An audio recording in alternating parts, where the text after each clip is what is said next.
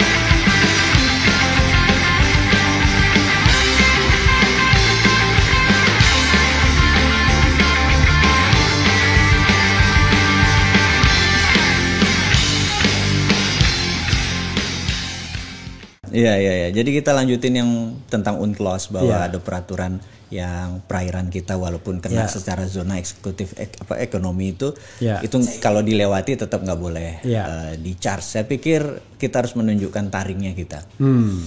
Kita harus charge. Gitu ya, karena kita yang bersihin lautnya, kita yang lewat lautnya dan lain sebagainya, kita akan bersihin charge. Tentunya di awalnya kita harus duduk dengan 3 negara dulu, yaitu dengan Malaysia, dengan Singapura, kita duduk dulu nih, gitu kan. Nah, bagi-baginya gimana nih antara negara-negara kita ini? Karena pelabuhannya dia udah dapat pelabuhannya, bisa Port Kelang di Malaysia, bisa Singapura dengan pelabuhannya. Tapi lautnya yang jadi pertanyaan yang dilewati itu, ini yang harus kita duduk. Nah, setelah itu, kalau kita charge anggap dari 1% dari value barang, ini value barangnya sekitar 2 triliun dolar atau 2.000 billion. Value barangnya itu hampir 8 kali APBN Indonesia. Value barang yang lewat di perairan Indonesia ini. 8 kali APBN Indonesia. APBN kita 3.000 ya? 2.700 ya. Itu kan sekitar berapa ya? Hampir 180 billion. Ini 2.000. Itu bisa 8 kali, 10 kali lebih gede. Nah, kalau kita charge 1% yang lewat dari nilai barang emang besar.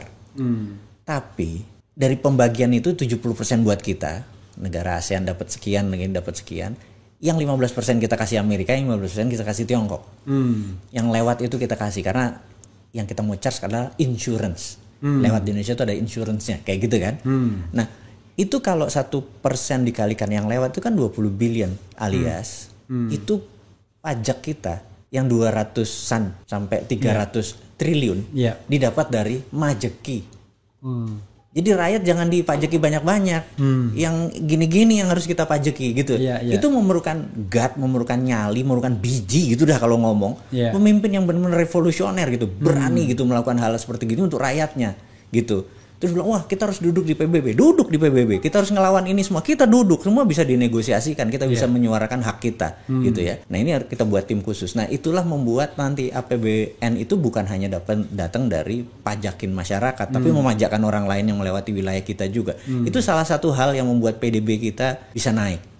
Itu yang kita bilang bahwa, wah kalau new mind ini gini, kita biar teman-teman yang baru ngeliat Bosman di channel ini dibilang orang siapa sih, bener nggak? Iya. New mind ini hanya sebuah ide di dalam bernegara, khususnya ekonomi, menggunakan namanya MMT. MMT adalah Modern Monetary Theory.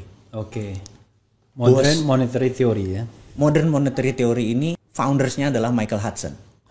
Michael Hudson ini pendiri Hudson Institute yang di tahun 71 menyarankan Nixon untuk melepas dolar underlyingnya dari emas menjadi hutang, menjadi project. Negara lain tentunya ya, gitu. Jadi Indonesia punya proyek apa, bangun ini, nah dipinjemin. Nah itulah printing money-nya berdasarkan proyek itu. Gitu. Selama 50 tahun dunia per hari ini, teori ini membuat Amerika menjadi negara sangat kaya. Amerika tuh kayanya sebenarnya dari mulai tahun 71 itu. Ya, kemarin-kemarin biasa aja, tahun 60, tahun 50 biasa seperti dagang seperti biasa. Setelah itu kecepatannya tinggi sekali, gitu ya. Di tahun 60-an itu diglorifikasi setelah dia kaya. Jadi kita tahu cerita tahun 60-an mereka. Biasa aja sebenarnya, biasa aja gitu. Kalah perang baru bangun dalam negerinya gitu ya. Tahun 71 dia menjadi pengendali. Nah, MMT ini, Michael Hudson ini saat ini murid-muridnya seperti Stephen Kelton itu ada di Bernie Sanders. Jadi kalau dulu pernah ada Partai Demokrat, kan ada Republik ada Demokrat. Saya ini pendukung Bernie Sanders. Bernie Sanders. Bernie Sanders karena dia punya calon orang penasihat keuangannya adalah Stephen Kelton, ini teman itu ya. Dialah yang mengajari saya tentang bahwa defisit itu mitos. Bayangin, defisit neraca perdagangan itu mitos. Inflasi itu mitos, gila nih orang. Tapi negara-negara yang sudah mengikuti modern monetary theory adalah tahun 89 Tiongkok menggunakan MMT, modern monetary theory, karena Michael Hudson dari tahun 81 sampai 91 dia guru besar ekonomi di Peking University. Politbironya Partai Komunis Cina saat ini adalah murid dia, gitu. Nah, di tahun 89 ada sebuah peristiwa yang menarik yang namanya Tiananmen Square. Di Tiananmen Square itu tabrakan dua hal, demokrasi atau komunis tetap dipakai. Maka 12 politbiro bilang, mau jadi demokrasi, lo ikuti kata demonstran, atau mau tetap seperti begini, kita akan menggunakan teori lain. Deng Xiaoping memutuskan 10.000 disikat itu ya. Akhirnya balik lagi menggunakan. Nah, 40% investor keluar dari China karena hak asasi itu terjadi. Pada saat kekosongan itu, apa yang mereka lakukan? Ada sebuah buku yang menarik namanya Tiananmen Papers. Tagline di bawahnya, The Secret Meeting That Changed China. Mereka merubah. Akhirnya mereka menggunakan dua currency, yuan untuk internasional pakai dolar, renminbi di lokal berdasarkan project. Karena itu dia bisa membangun gila-gilaan, tapi renminbi-nya cuma diputar di dalam negeri doang gitu ya. Keluar negerinya yuan pakai dolar, benar-benar. Itu yang mereka bangun. Toto 2008. China udah segitu gede gitu ya.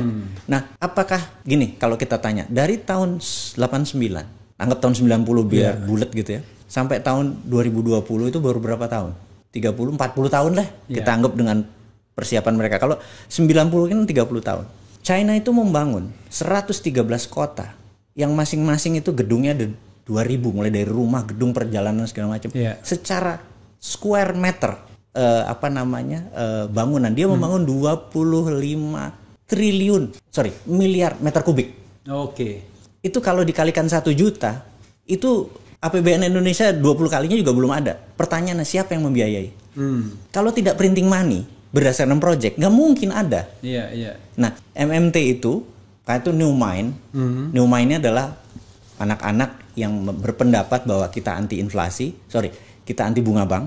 Kita kalau menjabat nih New Mind, bunga bank akan 0. Jadi Bang Refli kalau punya duit 1 triliun biasa dapat 5% setahun, kira-kira dapat 50 miliar bunganya, depositonya, mendadak jadi 0. Ada 5.000 triliun uang di bank, mendadak jadi 0. Itu apa yang dilakukan kalau Bang Refli duitnya nggak ada bunganya? Ya ditarik biasanya. Terus dijadiin apa?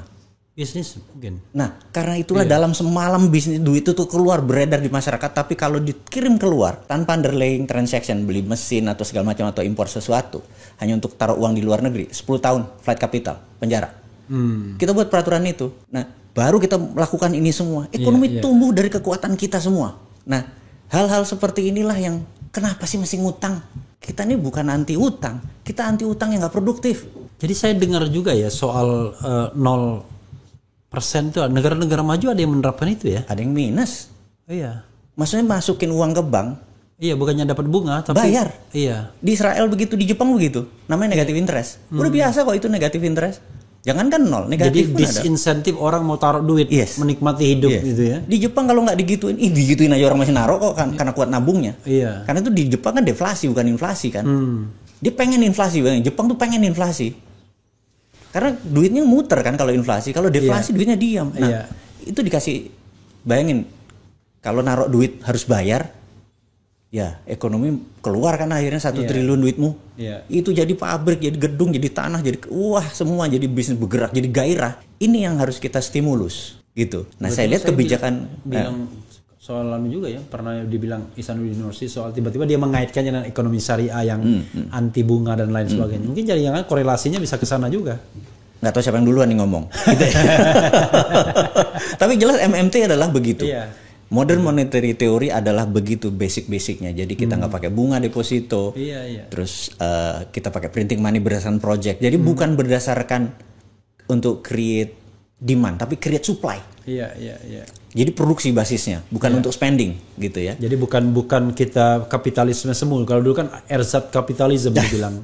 Kita komprador aja kita, cuman jual barang doang, kemudian kita produksinya kita naikin gitu kan. Nah, tadi memanfaatkan selat, terus membangun kawasan ekonomi khusus. Jadi uang beredarnya di mana? Di kawasan ekonomi khususnya kayak gitu, seperti itulah. Tapi ada satu hal, Bung, setiap rencana ini kita kan ingat Habibie berambisi membangun Batam agar Apple head to head dengan Singapura gitu ya. Kemudian membangun Kuala Tanjung diharapkan lawan bahkan lawan Malaysia aja belum tentu menang gitu kan. Ada satu budaya yang barangkali akan sulit di kita, korupsi kan. Budaya rantai itu yang Jadi gini, korupsi terjadi karena penyalahgunaan kekuasaan. Betul ya? Setuju ya. Jadi gini, saya ini kalau pemerintahan saya bagi dua. Ini versi saya nih ya. Punten nih ya, bukan ini benar atau salah, tapi versi saya melihat bahwa 7 presiden di Indonesia ini heavy on government. Nah, di Amerika juga negara yang menarik. Jadi kita contoh Amerika dulu, contoh baiknya. Bukan berarti saya pro Amerika atau anti Cina, enggak juga gitu ya. Kita ambil yang baiknya, yang cocok buat kita ambil. Jadi kalau Demokrat jadi presiden di Amerika, Partai Demokrat, maka dia heavy on government. Ada Obamacare, semuanya government, pajak, benefit kesehatan, benefit. Tapi kalau yang jadi Republikan itu heavy on private. Jadi apa-apa private. Nah, kalau Newman dapat mandat, maka kita akan merubah dari heavy on government selama 7 pemerintahan menjadi heavy on private. Jadi BUMN hilang dari kementerian. Dan BUMN dislimming karena swasta boleh punya power plant, swasta boleh punya mendistribusikan listrik, swasta. Kita majekin aja.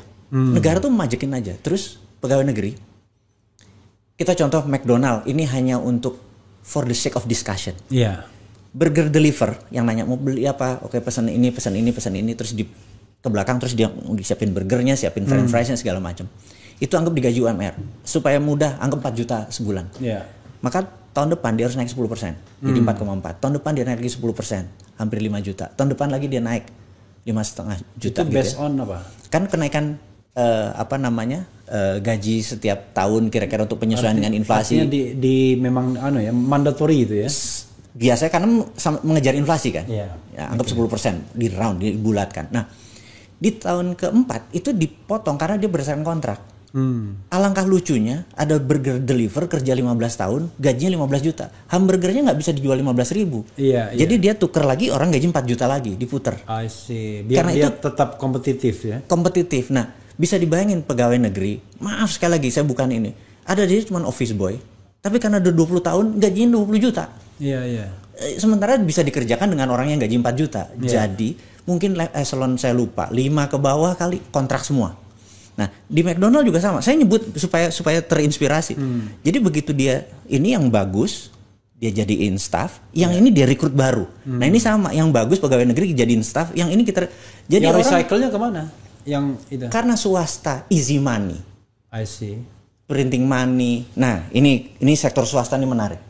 Saya punya sahabat namanya Jackson. Ini partner saya, ada orang Singapura, warga negara Singapura. Dia lahir di Malaysia. Umur 18 dia sangat ingin ke Tiongkok, tapi nggak bisa karena Malaysia nggak punya hubungan diplomatik. Akhirnya dia jadi warga negara Singapura. Tahun 88 dia umur 18 tahun dia pergi ke Tiongkok pakai nama warga negara Singapura. Pulang dia cuma jadi bilioner. Dia udah for good, dia udah tinggal di Singapura sekarang for good. Saya ada bisnis sama dia. Saya mau menceritakan Jackson, saya bilang, Jackson, how you make money? Lu gimana sih cara lu buat duit di China yang segitu-gitu? China tuh menarik katanya.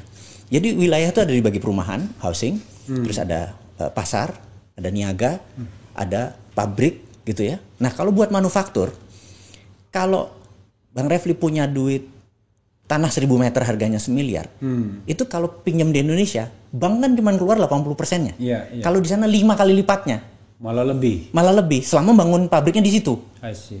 Jadi kalau tanahnya 1 miliar, dipinjemin 5 miliar untuk bangun pabriknya jadi 6 miliar kan? Sementara negara yang ngasih 5M, tapi asetnya kan jadi 6. Nah, lucunya kita ini nilainya 1 miliar cuma bisa dipinjam 80%-nya. Padahal bangunannya 5M. Terus duit dari mana sisanya? I see. Nah, Tapi kalau untuk manufaktur, jadi kita juga sama di kawasan ekonomi khusus, mau mereka buat UKM, buat sandal, buat segala macam, aset mereka punya 100 juta, dipinjemannya bisa 5 kali lipat. Ini akan menstimulus ekonomi. Jadi easy money di sektor swasta, mudah. Ekonomi tumbuh di sektor swasta, mereka jadi pegawai di sini, mereka punya pengalaman di sini, jadi di sini. Jadi dengan jabatan berkurang, jabatan yang harus dikorupsi kurang, BUMN yang jabatannya semua kan karena jabatan-jabatan semua berkurang jabatan, tinggal jabatan struktural. Kecil peluang korupsi ada, tapi kita slimming, kita kecil. Kita kecilkan. Lebih mudah dikontrol. Lebih mudah dikontrol. Itu yang menurut saya, ini udah 7 presiden gua kasih nih. Yang presiden ke-8 jangan buat salah. Kalau lu nggak bisa ya hire kita gitu.